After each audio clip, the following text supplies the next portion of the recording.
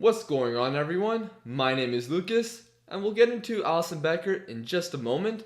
But before we do that, let's take a look at this Dejan Lovren tweet. Now, what do you expect to be the first reply to this tweet? A. Something original or something funny?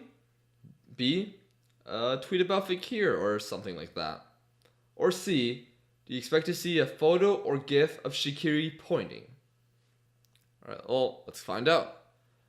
Sometimes it may be good, sometimes it may be This is a game-changing signing for Liverpool, but you could say that about many of their transfers under Jurgen Klopp's reign. There are maybe one or two transfers that won't have a good ending. Fortunately for Liverpool, most of them have and will succeed. I'll get into Alisson first, as he is the latest signing and is in the title of the video. A record £65 million deal to bring in the best goalkeeper from Serie A, and one of the best in the world. It's a lot of money, but if Liverpool want to compete with Manchester City, a great goalie is necessary. So what should we know about Alisson Becker? If you saw the World Cup, he was the starting goalkeeper for Brazil and was a main part of their qualifying squad. He may not be the most popular player in the national team, as there was a poll putting him in 8th of players who Brazilians would put in the squad first. This included Ederson being ahead of him. However, he is highly rated by coaches who have trained him, such as former Roma goalkeeping coach Roberto Negrisolo, who call him the Messi of goalkeepers because he is someone who can define an era. He has the mentality to succeed, no matter what the competition is. He does the best he can for his clubs, even if the game time he gets is not enough. For example, when he only played Europa League games in the 16-17 season. He wasn't the first choice in the league, but it didn't change the way he trained, as he prepared himself as if he was going to play every single match. Even back in Brazil when he was 15 or 16, there were doubts about him as he wasn't physically great compared to the other goalkeepers, but they kept him for another year. Alisson continued to work hard on his technique, and while he was improving technically, he grew physically as well, growing by 17 centimeters in a year. Because of his growth and hard work, he got called up to the Brazil under-17s. By not giving up, he proved himself at Internacional and Roma. Now he has gotten a big money move to Liverpool, hoping to help the team take the big step in competing for the Premier League and winning the Champions League trophy that they were so close to achieving. There are many great things about this move for Liverpool. It's an upgrade over Karius and Mignolet, which has been one of the weaknesses in the squad. Mignolet lost his place last season, while Karius' horrible mistakes were not pretty. Whether you believe he had a concussion during the Champions League final, you can't deny that he hasn't been the best in the preseason. People should be less toxic towards him though. Alisson has great distribution, which can be helpful if Liverpool want to strain quick attacks or counter-attack.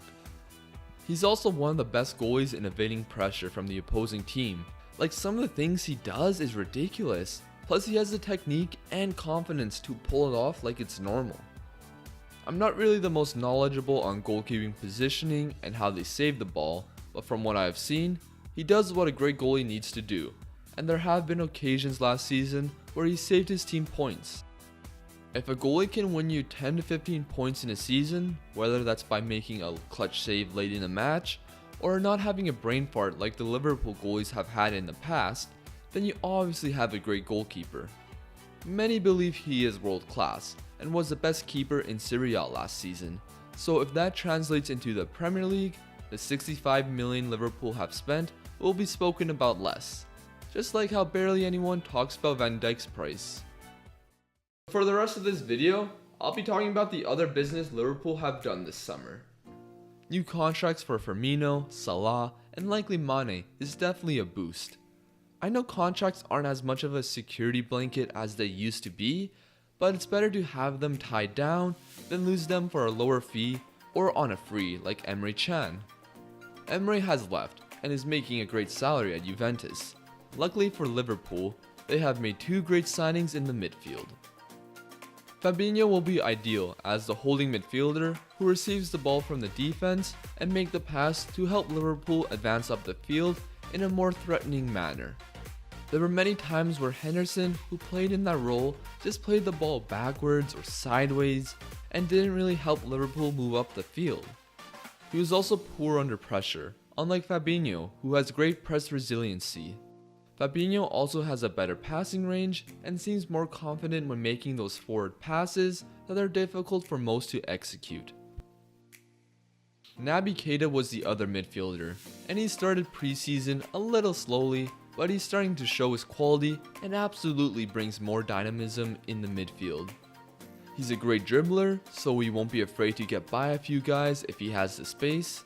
He's also great in pressing and tackling, but there are already being instances from this preseason where he presses in the final third, wins the ball, and creates a chance for Sturridge.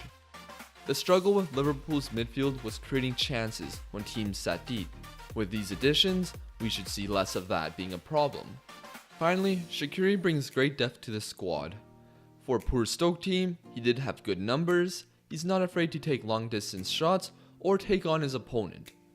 I see him more ideal subbing off Mane, but he would have been useful to Liverpool in the Champions League final. Liverpool still have a weakness in central defense. Van Dijk is one of the best in my opinion. Lovren had a good run of games at the end of the season and in the World Cup, but let's not forget that he's prone to errors. Klavan is average, and Matip has gotten injured many times, even in preseason, while Joe Gomez can become great if he can get rid of some of the dumb errors he makes. I don't see Liverpool buying anyone else in this window, and while a center defender and a creative number 10 such as Fekir would be nice, like most of Klopp's tenure, it's important to be patient, as good things come to those who wait. A little corny, but in Liverpool's case, it's definitely true. Thank you for watching the video. I really appreciate it. I hope all of you have a great day. So until next time, someone knocking my door?